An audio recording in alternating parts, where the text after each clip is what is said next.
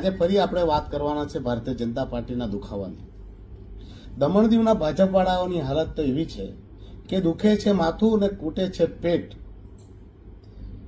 ગઈકાલે મારા દ્વારા દમણ દીવની સમસ્યાઓના જડ, જે દમણ દીવના લોકોની સમસ્યાઓ છે અને એ સમસ્યાઓ માટેની જે મુખ્ય જડ છે તેના ઇલાજ માટે ભારત સરકારની સર્વોચ્ચ પંચાયત એટલે કે લોકસભામાં મારા દ્વારા લોકસભાના પટલ ઉપર પ્રશાસક પદ પર વિરાજમાન શ્રી પ્રશાસક પ્રફુલભાઈ પટેલને દમણ દીવના પ્રશાસક પદેથી હટાવી દમણ દીવના પ્રશાસક પદ પર સિનિયર IAS અધિકારીની નિયુક્ત કરવા માટેની માંગ કરવામાં આવી, જે બાબતે પૂરા પ્રદેશના લોકો ખુશ થયા। પરંતુ દમણ દીવના ભાજપવાળાઓ ખબર નહીં કેમ દુઃખી થઈ ગયા, જાણે એમના પેટમાં તેલ રેડાયું હોય તેમ તે આળોટવા લાગ્યા અને તે લોકો કૂદી પડ્યા પ્રશાસક પ્રફુલ પટેલના બચાવ કરવામાં અને બચાવ કરતા કરતા કહેવા લાગ્યા કે પ્રશાસક પ્રફુલ પટેલ તો વિકાસ પુરુષ છે અને પાછા ઉલટા મારા પર જ જૂઠા જૂઠા આરોપો મૂકવા લાગ્યા। કહેવાય ને કે ઉલટા ચોર કોટવાલ કો ડાંટે। દમણ દીવના ભાજપના થોડાક દલાલ મિત્રોએ પોતાની પાર્ટીનો ચહેરો પર જે નકાબ પડેલો હતો તે બી પોતે જ હટાવી દીધો અને ભારતીય જનતા પાર્ટીને આ લોકોએ પ્રદેશના લોકો સામે ખુલ્લી પાડી દીધી। દમણ દીવના ભાજપવાળાઓ પ્રશાસકના કઠપુતળી છે અને પ્રશાસકને જ બચાવનારા છે તે ભારતીય જનતા પાર્ટીએ કાલે સાબિત કરી દીધું। આ લોકો કોનો બચાવ કરે છે? આ પ્રશાસકનો, જેને પ્રદેશને બરબાદ કરવામાં કંઈ બાકી રાખ્યું નથી। તમને બધાને ખબર જ હશે કે આ પ્રશાસકની પહેલા પણ બદલી થવાની હતી, ત્યારે પણ આ ભારતીય જનતા પાર્ટીના થોડાક દલાલ લોકોએ પોતાની તિજોરી ભરવા તેમજ પોતાના કાળા કામો કરેલા કામોને બચાવવા, પોતાને જેલમાં જવાથી રોકવા, બચવા એમણે કેન્દ્ર સરકારને ચિઠ્ઠીઓ લખી અને પ્રશાસક પ્રફુલ પટેલજી ખૂબ જ સારા વ્યક્તિ છે અને વિકાસ પુરુષ છે, પ્રદેશની માંગ છે એમ કરીને આ દલાલોએ પ્રશાસક પ્રફુલ પટેલને ત્યારે બચાવ્યું। પરિણામ શું આવ્યું? પ્રશાસક પ્રફુલ પટેલના બચ્યા બાદ આપણા પ્રદેશના નાનામાં નાનો વ્યક્તિ દુઃખી થયો, પરેશાન થયો અને મોટામાં મોટો માણસ પણ પરેશાન અને બરબાદ થયો, એ ભલે બિઝનેસમેન કેમ ન હોય। હું દમણ દીવની દરેક જનતાને નિવેદન કરવા માંગુ છું કે તમે આ દરેક ભાજપવાળાને ઓળખી લેજો, જે પ્રશાસક પ્રફુલ પટેલને બચાવવા નીકળેલા છે અને તે જે હમણાં વિડીયો પ્રેસ નોટો ફેરવી રહ્યા છે તેમના સ્ક્રીનશોટ લઈ લેજો અને જ્યારે ચૂંટણીમાં તેઓ તમારા પાસે આવે વોટ માંગવા ત્યારે તેમના પાસે તેમનો જવાબ માંગજો ને કહેજો કે જ્યારે પ્રશાસક પ્રફુલ પટેલને હટાવવા માટેની લડાઈ પાર્લામેન્ટમાં લડાતી હતી ત્યારે તમે જ તો નીકળેલા હતા પ્રશાસક પ્રફુલ પટેલને બચાવવા અને તેના સ્ક્રીનશોટ છે, તો તમને શા માટે વોટ આપવાનું? પ્રજાએ ઓળખી લેવાનું છે હવે કે તમારા રક્ષક કોણ છે ને તમારા ભક્ષક કોણ છે, તમારા મિત્ર કોણ છે ને તમારા દુશ્મન કોણ છે। આજે પ્રશાસક પ્રફુલ પટેલનો બચાવ કરવો એટલે આપણા દમણ દીવના લોકોના હક અને અધિકાર ઉપર લાત મારવા બરાબર છે। ગઈકાલે મેં ભારતીય જનતા પાર્ટીના લોકો દ્વારા જે પ્રેસ નોટ સર્ક્યુલેટ થતી હતી તેને વાંચી। એ ભારતીય જનતા પાર્ટી દ્વારા લખાયેલી નહીં હતી, એ તો પ્રશાસનમાં બેસેલા અધિકારીના ચેમ્બરમાં લખાયેલી હતી। લાસ્ટ ટાઈમ એ પ્રેસ નોટને ભારતીય જનતા પાર્ટીના નેતાને આપીને અધિકારીએ જોઈ લીધું કે પેલો વાંચવામાં કેટલી ગફલત કરી ગયો ને પકડાઈ ગયો કે ભાઈ આ તો કોઈનું લખેલું વાંચી રહ્યો છે, જેથી આ વખતે આ લોકોએ તકેદારી રાખીને એમના આકાની ચેમ્બરમાંથી જે પ્રેસ નોટ આવી તે સર્ક્યુલેટ કરી નાખી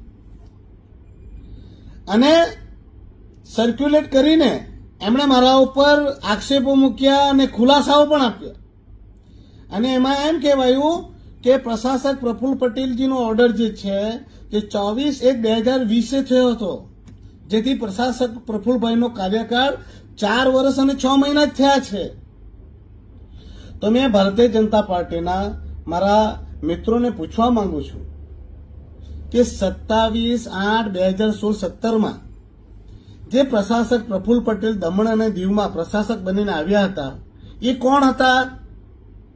2016-17 થી લઈને 2020 સુધી દમણ દીવનું પ્રશાસન કોણે ચલાવ્યું હતું? ત્યારે પ્રશાસક કોણ હતો?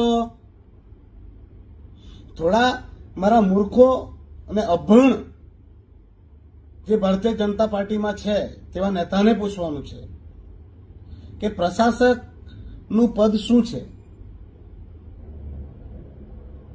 અરે આ અમુક માણસો તો પ્રશાસકજીની તુલના કોઈ રાજ્યપાલ સાથે કરી રહ્યા છે અને કોઈ રાજ્યપાલના તેમનો ટેન્યુર બતાવી રહ્યા હતા કે આ ફલાણા રાજ્યપાલે આટલા વર્ષ સુધી શાસન કરેલું, 10 વર્ષ, 11 વર્ષ. તો આવા મારા નાદાન મિત્રોને પૂછવાનું, ભાઈઓ મને બતાવો પ્રફુલ્લભાઈ પટેલ પ્રશાસક છે કે એલજી કે પછી ગવર્નર? બોલો.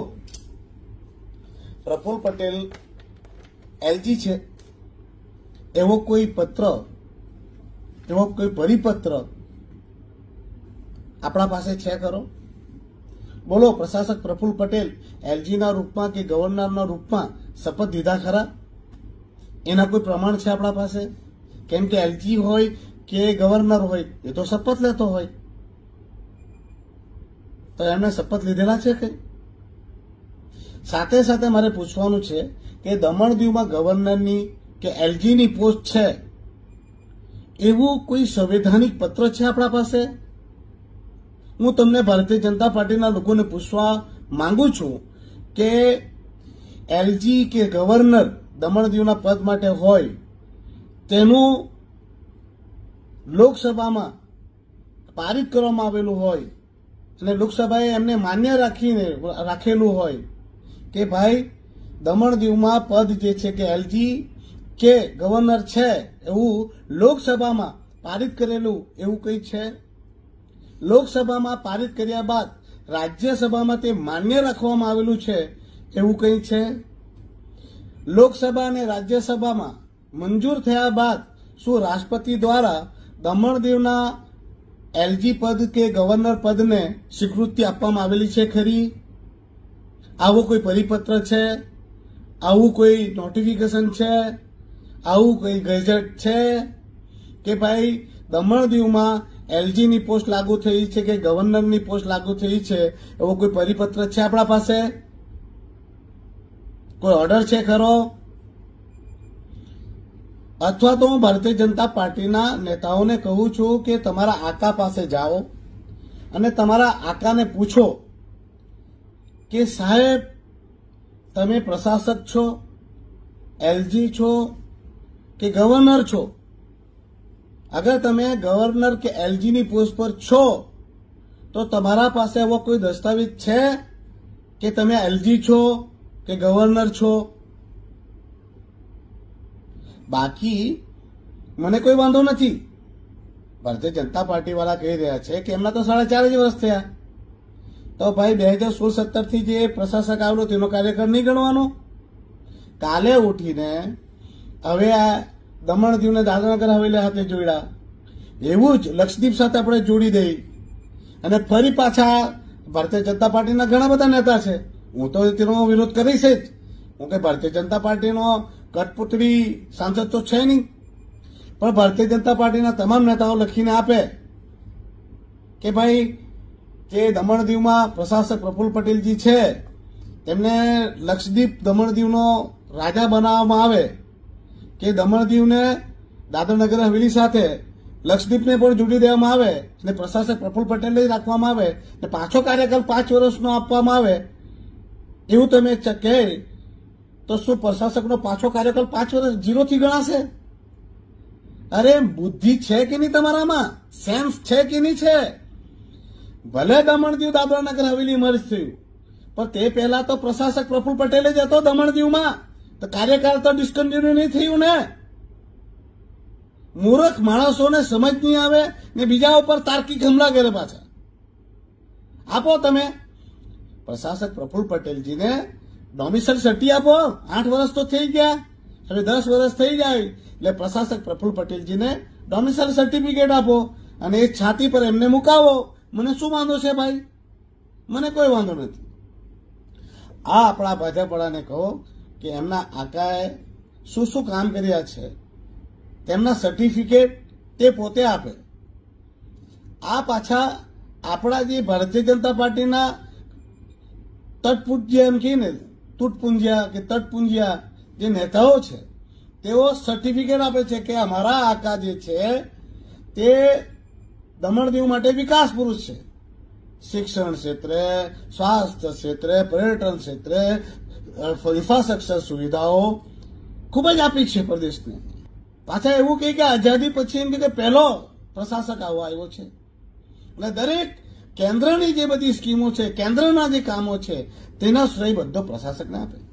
આપો, મને કઈ વાંધો નથી ભાઈ, પણ જો તેઓ પ્રદેશના સુખાકારી સુવિધા માટેનો શ્રેય તે લેતા હોય તો એમને પ્રદેશમાં જે નુકસાન કર્યું તેનો શ્રેય બી એને મળવો જોઈએ. ચાલો આગળ આપણે તેની બી વાત કરીએ, એને શું શું નુકસાન કર્યું. પણ મારે પૂછવાનું છે કે તમે કહો કે શિક્ષણની સુવિધા બહુ વધી, હેલ્થની સુવિધા બહુ વધી, ઇન્ફ્રાસ્ટ્રક્ચર બહુ વધ્યા, તો તમને કહું કે શિક્ષણની હાલત તમે જોઈ? હા, તમે આજે સ્કૂલોમાં કોલેજોમાં ગયા ખરા ભાજપવાળા? હા, શિક્ષણની હાલત કેટલી ગંભીર છે તે જોઈ છે? સ્કૂલોમાં શિક્ષકોની ભારે કમી, શિક્ષકો નિયમિત નથી, શિક્ષકોનો પગાર મળતો નથી, સ્કૂલનો સમય દર વર્ષે બદલાય છે, જેના કારણે એજ્યુકેશન દર વર્ષે ડિસ્ટર્બ થાય છે. આ બધી વિશે પહેલા બી મેં વિડીયો પર વાત કરેલી. બાળકોને સ્કોલરશીપ નથી મળતી, ટીચરોને 15 મહિના સુધી પગાર નથી મળતો. સ્કૂલો તો સરકારી સ્કૂલો તો છોડો, કોલેજોમાં પણ હાલત એવી જ છે, ફેકલ્ટી રેગ્યુલર નથી. આ બધી વાતોને કોઈ દિવસ તમે સંજ્ઞાન લીધી ખરી? શિક્ષણના હાલાત આજે દમણ દીવમાં સૌથી ખરાબ છે. માણસોને પગાર નથી મળતા, કોલેજોમાં ભણવા વાળા ફેકલ્ટીઓ નોકરી છોડીને જઈ રહ્યા છે. મેડિકલ કોલેજ આજે બંધ થવાની કગાર પર છે. ડિગ્રી કોલેજમાં બી તેવી જ હાલત છે. શિક્ષણનું સ્તર સુધારો કર્યો પ્રશાસકજીએ? પૂછો ને એમને સુધારો કર્યો કે બરબાદ કર્યો?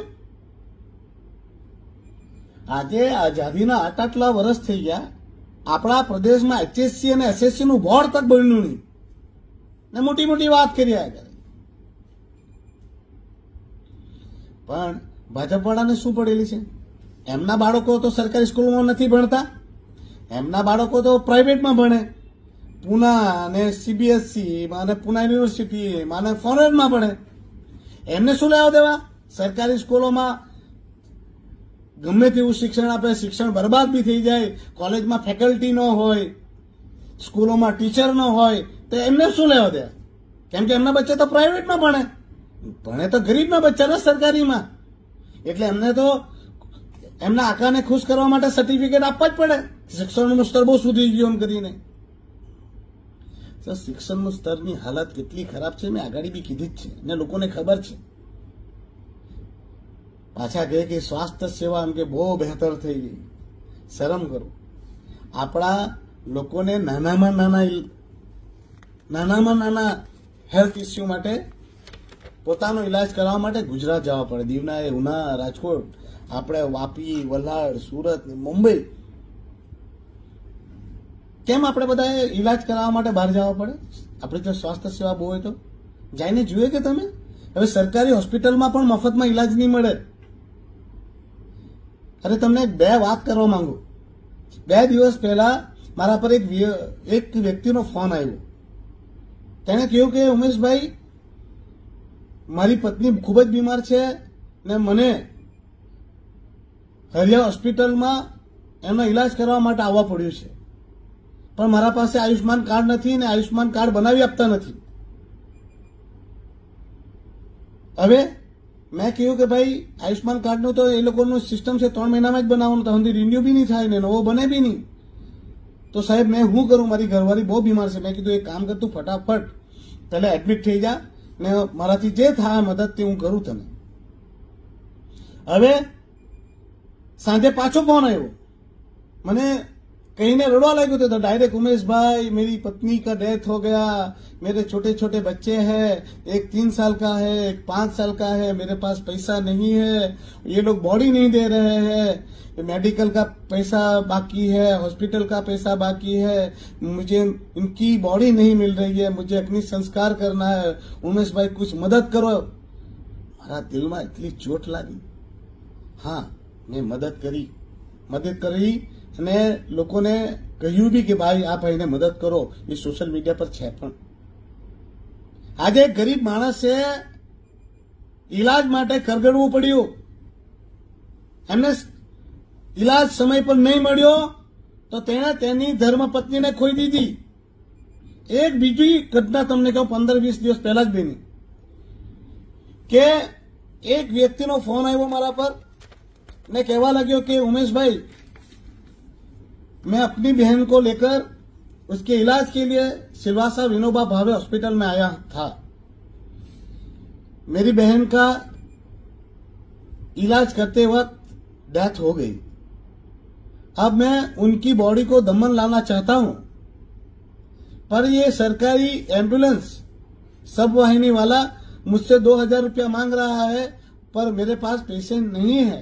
मेरी जेब में सिर्फ 15 रुपया है, तो मैं उनकी बॉडी को घर पे कैसे लाऊं. मैंने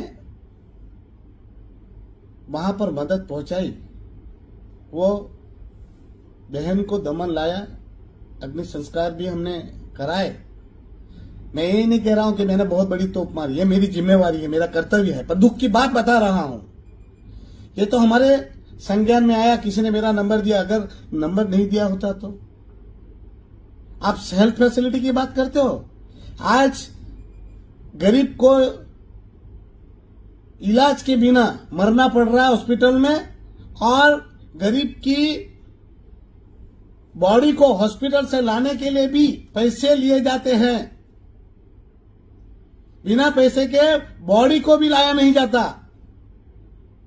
बिना पैसे के आदमी मर रहा है इलाज कराने के बिना, और बिना पैसे के तो मरी हुई बॉडी भी उनके परिजनों को नहीं प्राप्त हो रही है. और आप शिक्षा और स्वास्थ्य सुधार की बात कर रहे हैं. शरम करो. અને પાછા કહે કે પર્યટનમાં ખૂબ સુધારો થયો. કયો સુધારો થયો ભાઈ? નમો પથ અને રામ સેતુ સિવાય શું બનાવ્યું સાહેબે? અરે ટુરિસ્ટ આવે, પણ ટુરિસ્ટ કયા રસ્તેથી આવશે? દમણનો એકમાત્ર કોસ્ટલ હાઈવેની હાલત કેટલી ખરાબ છે. દીવમાં પણ રસ્તાઓની હાલત એવી જ છે. पर्यटको आवे, चालो पर्यटक आवे पण तो पर्यटके क्या उतरवू, कयु बस स्टेन्ड पर पर्यटके उतरवू पड़शे बतावशो? कोई बस स्टेन्ड छे दमण दीव में जे हता तेने तोड़ीने केटला वर्षथी तोड़ीने नाखी दीधा? शुं त्या बस स्टेन्ड पर पिसाब पाणी करवानी व्यवस्था छे? पर्यटक ने बस स्टेन्ड पर गर्मी में हमणे वरसाद में क्या उभी रहवू, क्या बेसवू, कोई सुविधा छे? तो पर्यटक आ बधी सुविधाओं वगर खुश थशे? पर्यटकों ने पूछो नहीं पुलिस नो केटलो त्रास छे? पर्यटक लोगों ने खुश करवाना होय तो पर्यटकों ने तेवी सुविधा आपो ने भाई, रस्ताओ बनावो, पुलिस नो त्रास बंद करो, बस स्टेन्ड बनावो, बस स्टेन्ड पासे जरूरी सुविधाओं उभी करो, फ्रेंडली वातावरण उभू करो, त्यारे पर्यटन नो सुधारो थशे भाई। प्रशासक प्रफुल्ल पटेल आव्यो त्यारथी ज आ दमण दीवनो पर्यटन में सुधारो हतो एम नहीं। प्रफुल्ल पटेल आव्यो ते पहेला पण दमण दीव में खूब ज विशाल संख्या में पर्यटको आवता, टूरिस्टो आवता ज हता। दमण दीव में लोको कंईक जोवा माटे नथी आवता, दमण दीव में लोको खावा पीवा आवे छे। દમણ દીવમાં જોવા આવે છે તો એ ઐતિહાસિક ધરોહરો જે દમણ દીવમાં છે, કિલ્લાઓ છે, ચર્ચો છે, એ બધી ઐતિહાસિક ધરોહરો જોવા આવે. તો પ્રશાસક પ્રફુલ્લ પટેલના જ લીધે બધા પર્યટકો આવે છે, એ કહેવું 100% ખોટું છે. પહેલા દમણ દીવમાં 31st નો એક માહોલ ઉભો થતો હતો અને 2-5 દિવસથી માણસો આવીને 31st માટે રહેતા, ખાતા પીતાને લોકોને રોજગાર મળતો. મરવડ બીચ પર, જંપોર બીચ ઉપર લોકો ખાવા પીવા માટે જાહેરમાં બેસીને એન્જોય કરતા. આજે ક્યાં છે તે બધું એન્જોયમેન્ટ? અને તે બીચીસ ઉપર ખાવા પીવાના આવતા, તેના કારણે ત્યાં લોકોને હજારોની સંખ્યામાં ધંધો મળતો. પ્રશાસક આવ્યા તે પછી તો આ બધું બંધ થઈ ગયું. 31st નો તો માહોલ જ ખતમ કરી નાખ્યો. આજે બીચીસ પર જાઓ ની, મરોડમાં, જંપોરમાં, જે બિચારા લારી ગલ્લા લગાવીને ઘર ચલાવતા હતા તેમની હાલત શું કરી નાખી. પર્યટકોને બી પૂછો નહીં તેમને ક્યાં મજા આવતી હતી, પહેલા મજા આવતી હતી કે આજે મજા આવતી છે? અરે 144 લગાવી કાંઠા ઉપર, માણસો ડૂબી મરે એમ કરીને. અરે ભાઈ, ત્યાં લાઈફ ગાર્ડો મૂકો નહીં, લાઈફ ગાર્ડ મૂકવાના નહીં અને પર્યટકોને હેરાન કરવાના, કામ ધંધાવાળાને હેરાન કરવાના. આમ પર્યટન ક્ષેત્રનો વિકાસ થશે? કેમ કરવાનું? આ ભાજપવાળાને આ જ બધું ગમે. પાછું મેં ભાજપવાળાને પૂછવા માંગુ, તમે જે તમારા આકાની વાહવાહી કરે, તમને પૂછું વિકાસ કયો વિકાસ ને કેવો વિકાસ? તમે કઈ પરિભાષા આપે વિકાસની? દમણમાં જે લાઇટ હાઉસ પાસે બધાના ઘરો મકાનો તોડ્યા ને તે જગ્યા ઉપર આજે આલિશાન ટેન્ટ હાઉસ બનાવ્યા. તેમાં દમણ દીવના લોકોને શું ફાયદો થયો? શું દમણ દીવના લોકોના ઘરો મકાનો તોડીને ત્યાં આલિશાન ટેન્ટોની માંગ કરેલી દમણ દીવના લોકોએ? હા, આપણા દમણ દીવના લોકોને શું જોઈએ? પેલા ટેન્ટ હાઉસ જોઈએ કે પછી પેલા ગરીબોના ઘર હતા, મકાન હતા, દુકાન હતા, તેને સ્ટેબલ રાખવાની માણસોની જરૂર હતી? ટેન્ટ હાઉસથી દમણ દીવના લોકોને ફાયદો થયો કે પછી પેલા સાહેબના દોસ્તોને ફાયદો થયો? ભાજપવાળાને પૂછવા માંગુ. આજે દમણથી મેડિકલ કોલેજ સિલવાસા ગઈ, ભીમપુરમાં બનવાની હતી, તો પ્રશાસક સાહેબે એના પ્રશાસને એમ કહ્યું કે ભીમપુરમાં જગ્યા નથી અને તે જગ્યા ઉપર આજે ટ્રાન્સપોર્ટ નગર બની રહ્યું છે. તો ટ્રાન્સપોર્ટ નગર બનવા માટે જગ્યા ક્યાંથી આવી ગઈ? દમણ દીવના લોકોને શું જોઈતું હતું? મેડિકલ કોલેજ જોઈતી હતી કે પછી આ ટ્રાન્સપોર્ટ નગર જોઈતો હતો? શું જોઈતો હતો? આજે ટ્રાન્સપોર્ટ નગરની જગ્યાએ ત્યાં મેડિકલ કોલેજ બની હોત તો ત્યાં હેલ્થ ફેસિલિટી સુધરતે, મેડિકલ કોલેજની 100% સીટો દમણ દીવ માટે રહેતે. તો આજે દમણ દીવના લોકોને ફાયદો થયો કે નુકસાન થયું? તો આ વિકાસ કહેવાય કે વિનાશ કહેવાય? ઇન્ફ્રાસ્ટ્રક્ચર્સ બહુ બનાવ્યા. શું બનાવ્યા? કયો રોડ સારો છે દમણ દીવના? એ મને રોડ બતાવો. એક કોસ્ટલ હાઈવે બી જોઈ લો, દીવના બી હાલત જોઈ લો. અને જે બી પ્રોજેક્ટ બન્યા છે, જે બી પ્રશાસકજીના કાર્યકાળમાં જે પણ કામ થયા છે, તેમાં ટેન્ડર લાગતના 40% થી 50% ઉપર જઈને ટેન્ડર કામ થયા છે. તો એ વિકાસ રાશિનો ઉપયોગ થયો કે દુરુપયોગ થયો? કામની અવધિ નિયત સમયમાં પૂરો કરવાની હોય છતાં પણ 3-3 વર્ષથી કામ ચાલુ જ છે અને તેમાં પણ કોસ્ટ વધી ગઈ. તેનાથી આપને ફાયદો થયો કે પ્રશાસકના કે કોન્ટ્રાક્ટરોને ફાયદો થયો? અને જેટલા પ્રોજેક્ટ ચાલે છે તેમાં દમણ દીવના કેટલા કોન્ટ્રાક્ટરોને કામ મળ્યું? પાછા આ ભાજપવાળાની મેન્ટાલિટી મને સમજવી પડે. આ ભાજપવાળાના જ હમણાં તો જિલ્લા પંચાયત, નગરપાલિકા અને બધું ગામ પંચાયતો છે વધારે પડતી. પંચાયતના પાવર, જિલ્લા પંચાયતના પાવર, નગરપાલિકાના પાવર બધું જ છીનવી લીધું. 1 રૂપિયાનો ફાયદો નહીં મળે. તો બી આ બધા માણસો પ્રશાસકની ચાટુકારિતામાં રત છે ને એમના દ્વારા જે પણ વટ હુકમો આવે, જે ફતવાઓ આવે, તેને સર્વમાન્ય રાખીને નાચવા લાગે. ચાલો ભાજપવાળાને પૂછવાનું વિકાસ શું છે? ભાજપવાળા મારા ભાઈઓ, તમે મને બતાવો, લોકોના ઘરો, મકાનો, દુકાનો તોડી નાખવા એટલે વિકાસ? શું ગરીબ ખેડૂતોની જમીન છીનવી લેવી એ વિકાસ? શું આપણા પંચાયતના, જિલ્લા પંચાયતના, નગરપાલિકાના પાવર છીનવી લેવા તે વિકાસ? જ્યાં જાઓ ત્યાં રસ્તાઓ ખોદી ખાદીને મૂકી રાખવા તે વિકાસ? આપણા ઘરો, મકાનો, દુકાનોના ઘરવેરામાં અસહ્ય ભાવ વધારો કરી દેવો તે વિકાસ? કે આપણા ફાયદા કરતું વિદ્યુત વિભાગને, ટોરાન પાવરને વેચીને ખાઈ જવું અને અસહ્ય લાઇટના બિલોમાં વધારો કરી દેવો એ વિકાસ? આપણી દીકરી દીકરાઓને સરકારી નોકરી મળતી તેમાંથી ડોમિસાઇલના માર્ક કાઢી નાખવા તેને વિકાસ કહો છો તમે? કે આપણા દમણ-દીવમાં જે આપણા દમણ-દીવની સરકારી નોકરીઓમાં કામ કરતા આપણા દમણ-દીવના લોકોના દીકરા દીકરીઓને નોકરીથી કાઢી મૂકવા તે વિકાસ? કે દમણ-દીવની સરકારી નોકરીઓમાં ગુજરાતથી લઈને બહારના માણસોને નોકરી રાખી લેવા એ વિકાસ? કયો વિકાસ? કે દીવમાં નેશનલ હાઈવેની જરૂર ન હોવા છતાં પણ નેશનલ હાઈવે બનાવવાની કોશિશ કરીને લોકોના ઘરો, મકાનો, દુકાનો તોડવાની જે પ્રયાસ થઈ રહ્યો છે તેને વિકાસ કહો છો તમે? કયો વિકાસ? કે પછી માછલી ડીઝલની સબસિડીના વેટના પૈસા છે તેને ખાઈ જવાય તેને વિકાસ કહો છો તમે? કે પછી કોટડાથી જે બ્રિજ બનવાનો હતો તેને કેન્સલ કરાવવો એ વિકાસ ગણી રહ્યા છે? અરે કયા વિકાસની વાત કરો છો? કે પછી તમે તેને તો વિકાસ નથી ગણતા? જે સરકારી ફંડમાંથી કરોડો રૂપિયા ખર્ચીને જે સર્કિટ હાઉસો બનાવ્યા દમણમાં, દીવમાં, દિલ્હીમાં, આપણું દમણ ભવન, જેમાં જે કરોડો રૂપિયા સરકારી ખર્ચો કરીને પછી જે સાહેબના મિત્રને સોંપી દેવાયા, જે સર્કિટ હાઉસો બન્યા અને તેમાંથી સરકારી પૈસાનો ઉપયોગ થયો અને તે બાદ પણ પ્રાઇવેટ એજન્સીને આપવાની જે તજવીજ કરી તેને તમે વિકાસ કહો છો?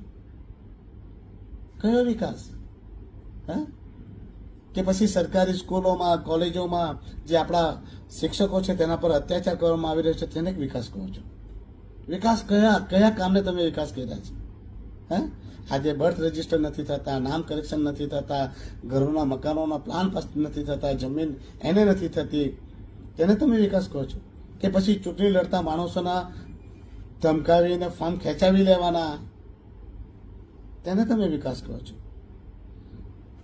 મને ભાજપવાળા બતાવે ભાઈઓ, તમે પ્રશાસક પ્રફુલ્લ પટેલજીની વાહવાહી કરો છો તો મને જવાબ આપો. જિગ્નેશ કાછડિયાજીએ, SS ભોયા સાહેબે જે એન્જિનિયર હતા તેમણે સુસાઇડ શા માટે કરી? પોતાનું ઘર બચાવવા માટે. પોતે આગ લગાવી દીધી આદિવાસીએ, તે શા માટે લગાવી? શિક્ષિકા બેને શા માટે આત્મહત્યા કરી? સેલવાસમાં જ પેલી બસ કંડક્ટર તરીકે કામ કરતી આદિવાસી બહેન જેણે આત્મહત્યા કરી, શા માટે કરી? આ કોના કાર્યકાળમાં આ લોકોએ આત્મહત્યા કરીને શા માટે આત્મહત્યા કરી? ચાલો મને બતાવો. તમારી ભારતીય જનતા પાર્ટીના સાંસદના પતિ સ્વર્ગીય મોહનભાઈ ડેલકરજીએ શહાદત શા માટે આપવા પડી? તે કોણ જવાબદાર હતો? તો આ લોકોએ કોના ઉપર FIR કરી હતી? જે આદિવાસીઓનો મસીહા હતા મોહનભાઈ ડેલકરજી, તેમને શહાદત શા માટે આપવા પડી? એ કોણ પ્રશાસક હતો ત્યારે? હવે જો કોઈ ગરીબનું ઘર તૂટ્યું ને ભાઈ, હમણાં તમે કુદા મળ્યા છે, નીકળી પડ્યા છે પ્રશાસકને બચાવવા, પણ યાદ રાખજો, હવે જો કોઈનું ઘર તૂટ્યું, મકાન તૂટ્યું, કે કોઈ ગરીબ સાથે અન્યાય થયો, આ પ્રશાસકના કારણે જો કોઈ બી માણસોની બદદુઆ નીકળી તો તેનો જવાબદાર તમે ભાજપવાળા રહેશે. યાદ રાખજો, ઉપરવાળાની ઘરે દેર છે પણ અંધેર નહીં. ઉપરવાળાની ઘરે દેર છે પણ અંધેર નહીં. કોઈની હાઈ નહીં લેતા દોસ્ત. આજે તમારા પાર્ટીના સાંસદ પૂર્વ સાંસદ બની ગયા છે ને તમે જિલ્લા પંચાયતમાં ચૂંટાયેલા કે નગરપાલિકામાં ચૂંટાયેલા કે સરપંચ પદ પર રહેલા કે ગ્રામ પંચાયતમાં ચૂંટાયેલા યાદ રાખજો, તમે જે તમારા આકાને ખુશ કરવા માટે દોડાદોડ કરી રહ્યા છે અને નાચવા લાગેલા છે, તમારા નામ પછાડી પણ પૂર્વ લખાઈ જવાનું જ છે. યાદ રાખજો, કોઈની હાઈ નહીં લેતા. હાઈ છે ને માણસોને છોડતી નથી, એટલું યાદ રાખજો. બાપ છોડે પણ પાપ છોડતો નથી, આટલું જરૂર યાદ રાખજો.